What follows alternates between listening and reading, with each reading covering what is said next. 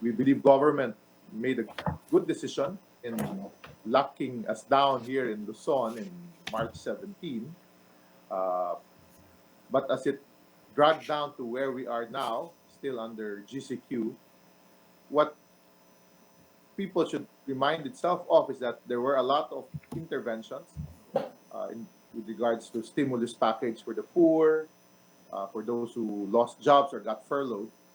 But one thing that I believe government lacked really was what is critical in addressing this pandemic. We have heard of a good program.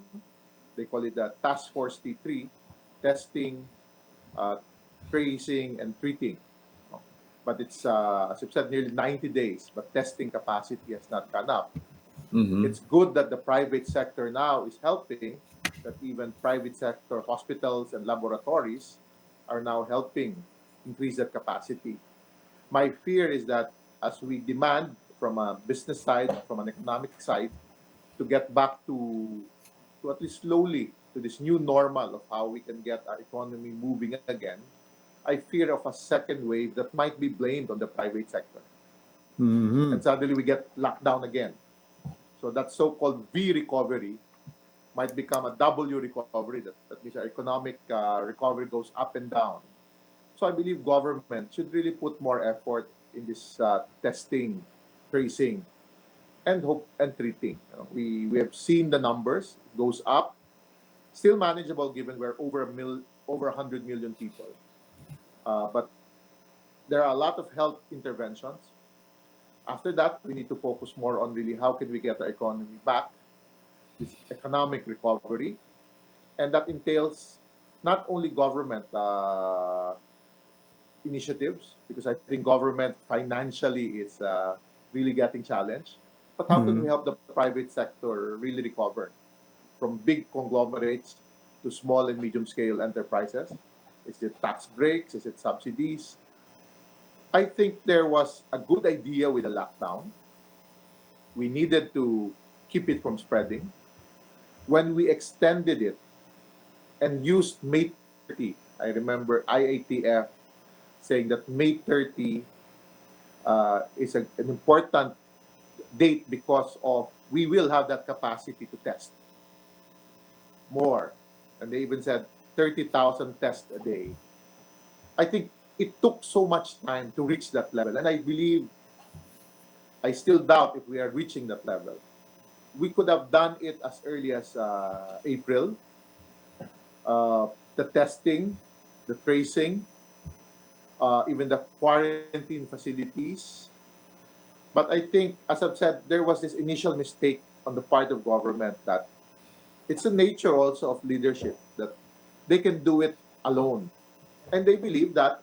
I think the strong performance of our president gave this delusion that the government was functioning well even before this lockdown. So in this lockdown, the government will function well. But as a political scientist, if I will wear my hat as a governance professor, I spent 26 years teaching that in a university. Institutions were not really reformed during this government because the focus is always about the president, his popularity, and his support base. Problem with that kind of nature of governance, when it's tested in a crisis, suddenly you realize, do I have the right people? Do I Mm. have are the institutions working?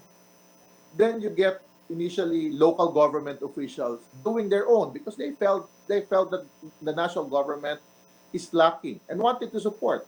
How did the government react? They even said the national government should prevail instead of getting the local government say thank you for helping us. Then comes Mm-hmm. the private sector. The private sector has been maligned since last year as oligarchs, Mm. as one that has caused problems to the Filipino people. But we forgot who create the jobs, who Mm-hmm. invest. That's what I've said. That's why I keep bringing that idea of whole of society. Government approached this differently. That because they built it around the persona of our own president. But this is overwhelming. No leader was prepared to deal with this global health emergency. And when Okay. our own institutions, our own Department of Health, lacks the capacity in terms of laboratory, then we wanted to approach it from a purely execution point of view. We have good people, retired military people, but is it really their area of competence? They are there doing their job, but we could have used more health experts along the way. And also, accepting the capacity that we cannot just keep people locked down if we're not testing them.